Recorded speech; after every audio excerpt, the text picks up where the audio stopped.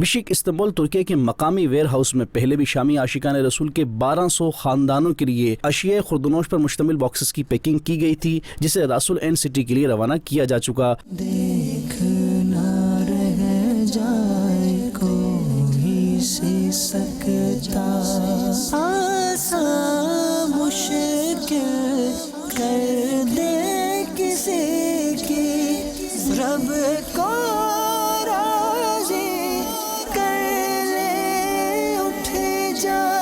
اور اب ایک بار پھر اللہ پاک کے آخری نبی محمد عربی صلی اللہ علیہ وسلم کی دکھیاری امت کی خیر خواہی و شامی عاشقان رسول کی داد رسی کے لیے دعوت اسلامی کے شعبہ FGRF کے تحت امدادی کاموں کا سلسلہ جاری رکھتے ہوئے نگران ریجنز اور دیگر ذمہ داران نے راشن و اشیاء خوردنوش کے باکسز کی پیکنگ میں حصہ لیا اور اس حوالے سے مختلف امور کا جائزہ بھی لیا۔ اس موقع پر نگران سینٹرل ایشیا افریقن عرب ریجنز نے مدنی خبروں کو بتایا، ایک اور کنٹینر سیریا کی طرف راس العین سٹی کی طرف روانگی کی تیاری ہے۔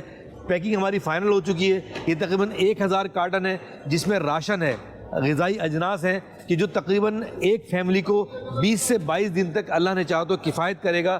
عید سے پہلے ہم چاہتے ہیں کہ یہ مستحقین تک یہ پہنچے۔ اس وقت ہم استنبول میں ہیں، میگن سینٹر میں ہیں، اور یہاں سے انشاءاللہ آج یہ ٹرک روانہ ہو رہا ہے۔ مدنی چینل کے ناظرین، واضح رہے کہ بشک استنبول ترکی میں دعوت اسلامی کی شعبہ FGRF کے تحت راشن و اشیاء خوردنوش کو مختلف باکسز میں پیکنگ کے بعد شامی علاقے راس العین میں شامی عاشقان رسول کے خاندانوں میں تقسیم کیا جائے گا۔ تو ناظرین، آپ بھی دعوت اسلامی کی شعبہ FGRF کے تحت ہونے والے امدادی کاموں میں حصہ لیجیے اور اجر و ثواب پائیے۔